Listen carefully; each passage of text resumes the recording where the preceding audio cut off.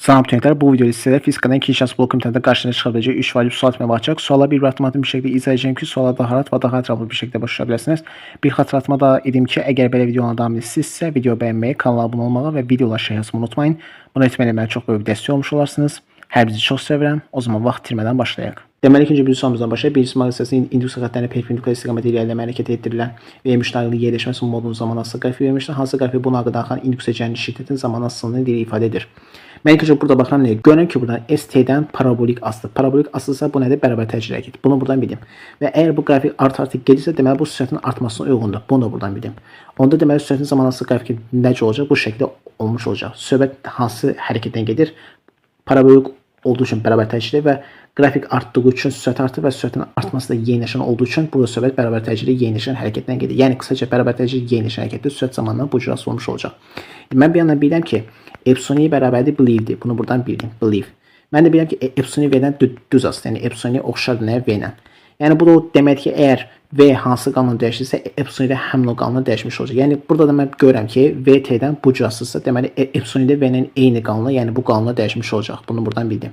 Mən bir yandan bilirəm ki, I U bölünsün R-dir. Bunu buradan bildim. U da bir yandan nədir? Epsilon idi. Bunu da buradan bildim. Çünki ikisine vaydı voltda ona göre.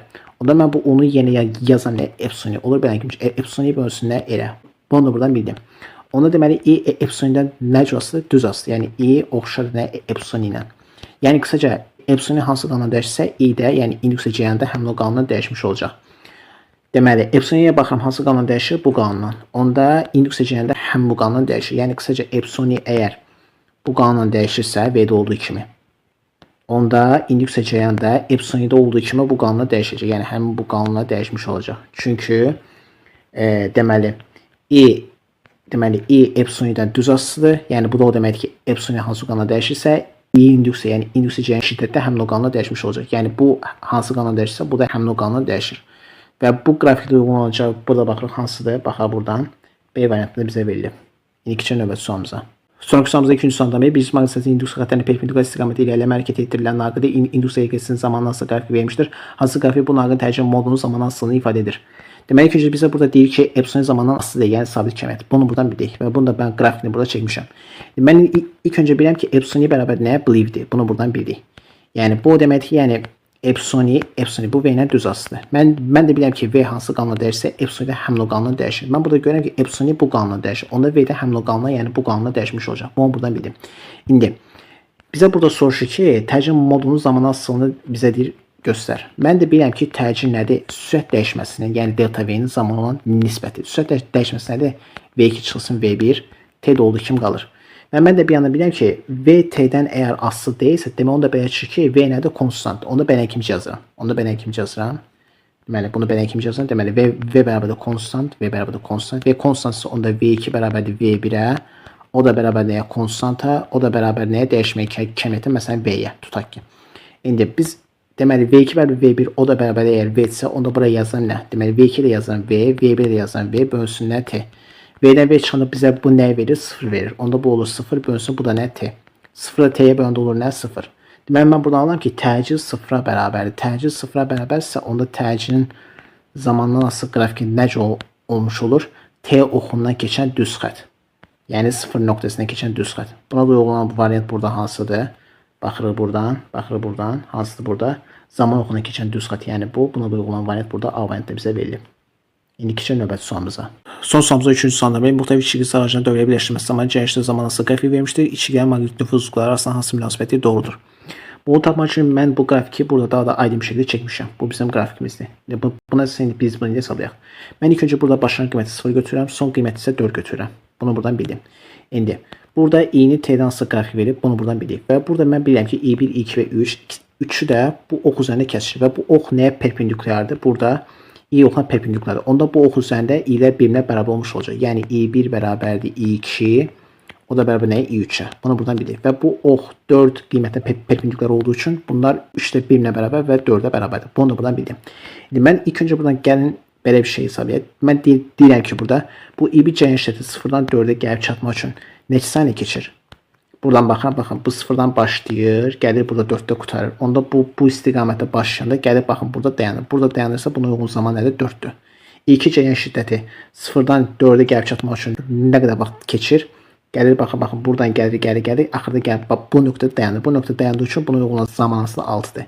Eyni ilə i3-ə uyğun olan zaman asılı 0-dan başlayır, 4-də qurtardığı üçün buradan gəlir və burada 6-da qurtarır. Deməli, buna keçməsi sərf olunan zaman nə qədərdir? 8.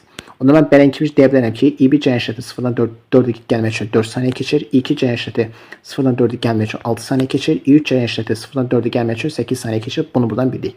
İndi bu burada qalsın, bu burada qalsın. İndi mən burada belə bir düz yazmışam. Epsilon bərabərdir delta V bölünsün delta T. Mən bir yana bilirəm ki, delta V özü nəyə bərabərdir? Eliyə. Bunu da buradan bildik. Onda mən bu ifadəni gəlib burada yeni yazsam. Olur nə? Deməli, epsilon bərabərdir delta V bölünsün delta T. Delta V bölünsün delta T. O da bərabərdir. Delta V nədir? Eli. Biz burada demişdik. Delta V nədir? Eli. Eli bölünsün delta T. Mən burada induktivi tapsam, induktivi nəyə bərabərdir? Epsilon vuran delta T'yə bölünən nəyə? İyə. Onda olur belə ki, epsilon vurulsun delta T bölünsün nə? İ. Deməli, burada indusiya eqresi konstantı, epsilon bərabərdir konstant, bunu olduğu kimi yazırıq. I də bərabərdir konstant, bunu olduğu kimi yazırıq. Deməli, I bərabərdir konstant, bunu olduğu kimi yazırıq. Sonra mən buradan görürəm ki, deməli, epsilon konstant, I də konstant. Onda induktivi delta T ilə düz asıdır. Çünki delta T harada yerləşir? Sürətdə. Bunu buradan bildik. Onda eğer, deməli, delta T ilə düz asıdır. Yəni qısaca delta T artırsa, E də artır. Və yaxud da ki, bu azalırsa, bu da nə olur? Azalır. Yəni qısaca düz asıdır. Mən burada görürəm ki, i1, 2, 3 istiqamətində zaman olub artır. Əgər zaman artırsa, induktivi də artır. Bunu buradan bildik. İndi mən bir yana bilirəm ki, induktivi özü nəyə bərabərdir? Belə bir düzsü var. Mü 0, n kvadratı, L bölünsün nə? Balaca L bölünsün nə? S. Mən buradan görürəm ki, induktivi içi ilə, yəni sarıcın içini, yəni maqnit nüfuzundan düz asıdır. Yəni qısaca L oxşar nəyə? Mü ilə. Yəni mü artırsa, induktivi də nə olur? Artır. Və yaxud bu azalırsa, bu da azalır. İndi mən buradan görürəm ki, bu istiqamətdə həm zaman artır, həm induktivi artır. Mən də bilirəm ki, induktivi mü-lə düz asıdır. Yəni qısaca bu istiqamətdə induktivi artırsa, deməli mü də artmış olacaq. Onda deməli i1, 2, 3 istiqamətdə zaman artırsa, induktivi artır. İnduktivi də artırsa, içlik, yəni maqnit nüfuzu artır. Onda i1, 2, 3 istiqamətində maqnit nüfuzu artdığı üçün onda olacaq belə kimi mü3, burada yazsam, deməli mü3 böyükdür mü2-dən, o da böyükdür nədən? Mü1-dən. Buna da olan variant burada hansıdır? Buradan baxırıq. B variantı, yəni mü3 böyükdür mü3-dən, o da böyükdür mü1-dən. Canımız var burada B variantı. Belki de bu videoda fizikanın ikinci şans blok imtahanında karşına çıxa biləcək 3 var 1 sual tipinə baxdıq. Suala bir avtomatik bir şəkildə izah edeyim ki, suala daha rahat və daha ətraflı bir şəkildə başlaya bilərsiniz. Bir xatırlatma da edeyim ki, əgər belə videoların davam edirsinizsə, video bəyənməyi, kanala abunə olmağı və videolara şərh yazmağı unutmayın. Bunu etməklə mənə çox böyük dəstək olmuş olarsınız. Hər birinizi çox sevirəm. Növbəti videolarda görüşənədək sağ olun, salamatçılıqla qalın.